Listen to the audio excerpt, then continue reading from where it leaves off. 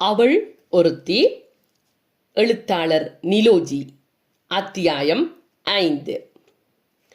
ஆளரவமற்ற இருள் நிறைந்த அடர்ந்த காடு அது. ஆம், அது இரவு நேரம் இல்லை. ஆனால் மரங்களோ சூரிய கதிர்களை கானகத்தின் உள்ளே அனுமதிக்க மறுத்து நின்றன. வழியெல்லாம் கல்லும் முள்ளும் நிறைந்து கரடு முரடாக இருந்தது. கண்ணுக்கு எட்டிய தூரம் வரை மரங்கள் மட்டுமே தெரிந்தது. தன்னந்தனியாக அந்த அடர்ந்த காட்டுக்குள் செல்கிறோமே என்கின்ற அச்சம் துளி கூட இல்லாமல் காட்டுப்பாதையில் நடந்து சென்றாள் ஆரத்தி. நடந்து செல்ல செல்ல அந்த பாதை விரிந்து சென்று கொண்டிருந்தது. காட்டு மலர்களின் வாசனை உள்ளே வா வா என்று அழைப்பது போல் தோன்றிற்று ஆரத்திக்கு. அந்த சுகந்தமான வாசனையில் ஆரத்தியின் மனமது மயங்கி நின்றது. திடீரென ஒரு வித்தியாசமான சத்தம் ஒன்று கேட்டது. அது என்ன சத்தம், என்னவாக இருக்கும் என்று அறியும் ஆவலுடன் சத்தம் வந்த திசையை நோக்கி நடந்தாள் ஆரத்தி. ஒரு பெரிய மரத்தை கடந்து வர அவள் நடந்து வந்த பாதை இரண்டாக பிரிந்து சென்றது. முன்னரே அந்த பாதையை தெரிந்திருந்தவள் போலவே வலது பக்கமாக சென்ற ஒற்றையடி பாதையை தெரிவு செய்து தொடர்ந்து நடந்தாள். நீண்ட தூரம் நடந்ததால் கால்கள் வலிக்க ஆரம்பித்தது. ஆனாலும் எதையோ தேடி நடப்பது போலவே நடந்து கொண்டிருந்தாள். ஏன், எங்கே, எதற்காக என்று தெரியாமலே நடந்தாள். ஒன்றுமில்லாதபடி நடந்ததால் கால்கள் தாங்கொணா வேதனையை ஆரத்திக்கு ஏற்படுத்தியது. கால்வலி அதிகமானதால் தொடர்ந்து நடக்க முடியாமல் இருந்த வேளை எங்கிருந்தோ வந்து கொண்டிருந்தான் சங்கீதன். ஆரத்தி, வணக்கம் வணக்கம் என்றான் சங்கீதன். ஆரத்தியோ வணக்கம் என்றாள். அவள் கூறிய வணக்கத்தில் அவளது உடல் சோர்வும் கால்வலியின் வேதனையும் நன்றாகவே தெரிந்தது. ஆரத்தி, என்ன ஆயிற்று, கால் வலிக்கிறதா என்று கேட்டான் சங்கீதன்.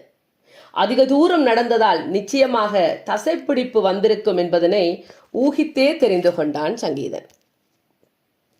ஓம் சங்கீதன், கால்வலிதான் அதிகமாக இருக்கிறது, நடக்க வலிக்கிறது, ஒரு அடி கூட எடுத்து வைக்க முடியவில்லை என்றாள். உடனே சங்கீதன் தன் கைப்பையில் வைத்திருந்த களிம்பை எடுத்து ஆரத்தியிடம் கொடுத்து, வாங்கோ, அந்த மரவேர்களில் இருந்து மரந்தை தடவலாம் என்று கூறி கொஞ்சம் களைப்பாரி விட்டு பிறகு நடக்கலாம் என்றான். சரி என்று தலையை அசைத்தவள் அவனுக்கு முன்னதாகவே விரைவாக நடந்தாள். அங்கிருந்த மரத்தின் பெரிய பெரிய வேர்கள் இருக்கைகள் போன்றே அமைந்திருந்தன. ஆரத்தி அந்த வேர்களின் மேல் கால்களை நீட்டி அமர்ந்து கொண்டு சங்கீதன் கொடுத்த நோவுக்கான களிம்பை பூசிக்கொண்டாள். மருந்து கிடைத்த மகிழ்ச்சியில் சங்கீதனுக்கு நன்றி கூறக்கூட மறந்து விட்டாள். நான் வராவிட்டால் என்ன ஆகியிருக்கும், காட்டுக்குள்ள தனிய வருவதற்கு எப்படித்தான் துணிவு வந்தது ஆரத்தி? ஆரத்தி தனது தவறை புரிந்து கொண்டவளாக மௌனமாகவே இருந்தாள். சங்கீதன் தொடர்ந்தான். ஆரத்தி, இனிமேல் எங்க போனாலும் தனிய போக வேண்டாம், அப்படி நீங்க போகத்தான் வேணுமெண்டா சொல்லுங்கோ, நானும் கூடவே வாரன் என்றான் அன்புடனும் கருசனையுடனும். ஆரத்தியின் அனுமதியின்றியே அவளிடம் அதிக அளவு உரிமை எடுத்துக்கொண்டான் சங்கீதன். எதுக்கெடுத்தாலும் சத்தம் போடும் ஆரத்திக்கு சங்கீதன் மேல் மட்டும் ஏன், என்ன ஆயிற்று அவளது இயல்பிற்கு? சங்கீதன் கண்டித்து பேசுகிற போதெல்லாம் ஏனோ கோபம் வரவில்லை. சங்கீதன் பேசும் போதெல்லாம் தனது இயல்புக்கு மாறாக அமைதியாகவே இருந்தாள். ஏன் அப்படி நடந்து கொள்கிறாள் என்பது அவளுக்கே புரியாத புதிராகத்தான் இருந்தது.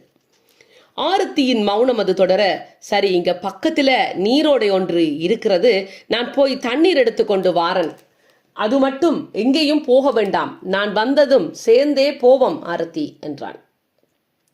ஆரத்தியும் அவனது அன்பு கட்டளைக்கு கட்டுப்பட்டவளாக சரி சரி என்றிட அந்த கானகத்தை நன்கு அறிந்திருந்த சங்கீதன் தனது கைப்பையில் இருந்த குடுவை ஒன்றை எடுத்துக்கொண்டு ஆரத்தியிடம் விடை பெற்றுக்கொண்டு நீரோடை இருந்த திசையை நோக்கி நடந்தான். அருகிலேயே இருந்த சிறிய பாதை ஒன்றில் நடந்தான். நீரோடையை நெருங்க நெருங்க மென்மையான காற்று நீரோடைகள் மேல் தொட்டு தழுவி வந்ததாலோ என்னவோ மிகவும் குளிர்மையாகவும் இருந்தது. மரங்களின் நெருக்கம் காற்றின் வேகத்தை தடுத்து பிரித்து எல்லா திசைகளிலும் இருந்து வீசச் செய்து கொண்டிருந்தது. வேகம் குறைந்த அந்த மென்மையான காற்றானது சங்கீதனின் உடல் தடவி மெய்சிலிர்க்கச் செய்தது. மேடு பள்ளங்கள் நிறைந்த வழியில் நடந்து கொண்டிருக்க நீரோடையும் வந்தது. நீரோடையின் தண்ணீரோ மிகவும் தெளிந்து கண்ணாடி போல இருந்தது. நடந்து வந்த களைப்பு தீர, தாகம் தீர 2 கைகளாலும் அள்ளி அள்ளி குடித்தார். தண்ணீரோ பழச்சாறு போன்று இனிமையாக இருந்தது. பல்வேறு வகையான மூலிகை மரங்களின் வேர்களில் பட்டு தொட்டு கழுவி ஊறி வந்து கொண்டிருப்பதனால் சுவையாக இருந்தது.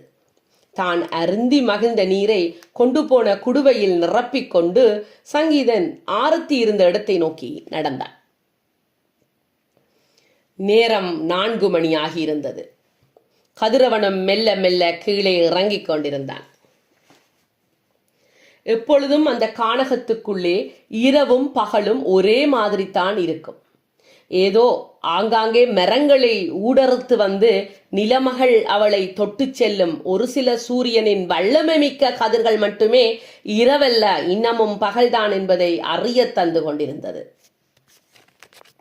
மாலை நேரம் என்பதால் பறவைகள் தம் கூடுகளுக்கு திரும்பிக் கொண்டிருந்தன. நேரமாவதற்குள் ஆரத்தி இருக்கும் இடத்துக்கு விரைவாக போய்விட வேண்டும் என்று பொறுப்புணர்வுடன் தனது நடையின் வேகத்தை அதிகப்படுத்திக் கொண்டார். வருகிற வழியிலே யாரோ ஆரவாரமாக கதைக்கும் சத்தம் நன்றாக கேட்டது. இந்த நேரத்தில் யாராக இருக்கும் என அறியும் ஆவலுடன் குரல் கேட்ட திசையை நோக்கி நடந்தான் சங்கீதன். கொஞ்ச தூரம் நடந்ததும் சிறிய சிறிய குடிசைகள் காணப்பட்டன. மலர்களின் நறுமணம் அங்கிருந்து வந்து கொண்டிருந்தது. சங்கீதன் அருகே நெருங்கி சென்ற போது அங்கிருந்தவர்கள் பேசிய விடயங்கள் மிக தெளிவாகவே அவனது காதுகளில் வந்து விழுந்தன. அண்ணே, இரவு காவலுக்கு யார் போயினம் என்று ஒருவன் கேட்க, வளமையான காவல்தான், பரதனும் அவையனும் தான் என்று வந்தது மற்றொரு குரல்.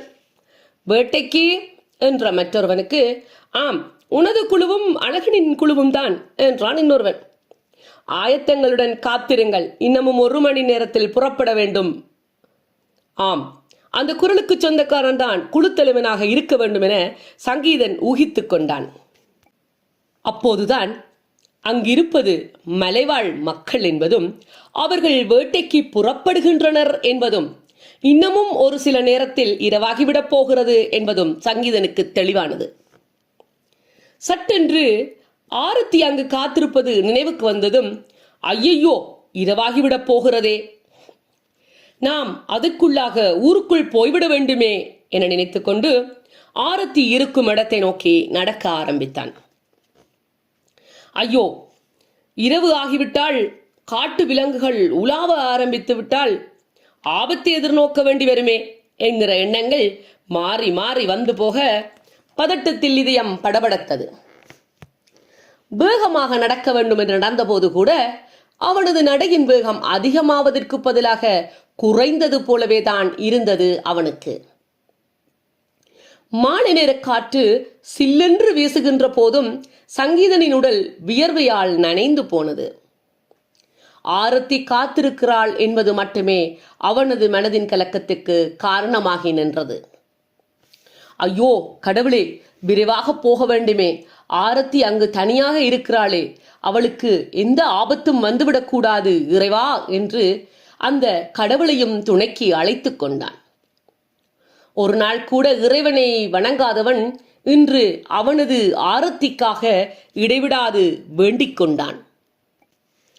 நான் அந்த மலைவாழ் மக்கள் என்ன செய்கிறார்கள் என்று நின்று பார்க்க போனதால வந்த வினை. அவர்களை கடந்து வந்திருந்தா நேரத்தோட ஆரத்தியிடம் போயிருக்கலாமே. பாவம், அவள் என்னை தேட ஆரம்பித்திருப்பாளோ? இப்படி பொறுப்பில்லாதவனாக நடந்து கொண்டேனே.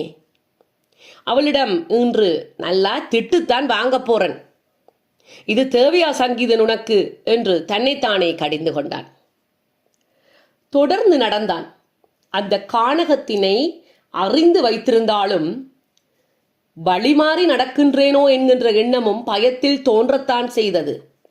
ஏனெனில் திகைப்பூடு என்ற ஒரு வகை பூண்டு அந்த கானகத்தில் உண்டு. அந்த பூண்டின் தொடுகை நடந்துவிட்டால் திசை திக்கு தெரியாமல் 12 மணி நேரம் சுட்ட வைத்து மீண்டும் ஆரம்பித்த இடத்திற்கே கொண்டு வந்து சேர்க்கும். ஆனாலும் மனந்தளராது மீண்டும் தனது வேகத்தை அதிகப்படுத்தி நடந்தான், ஆரத்தி இருக்கும் இடம் நோக்கி திசை காட்டியின் உதவியுடன். நீண்ட நேரம் சங்கீதனுக்காக காத்திருந்து ஏமாந்து போன ஆரத்தி நேரமாகிறது. இருள் மூடிக்கொள்வதற்கு முன்னதாக இந்த கானகத்தை விட்டு ஊருக்குள் போய்விட வேண்டும் என சங்கீதனுக்கு காத்திராமல் நடக்கத் தொடங்கினாள்.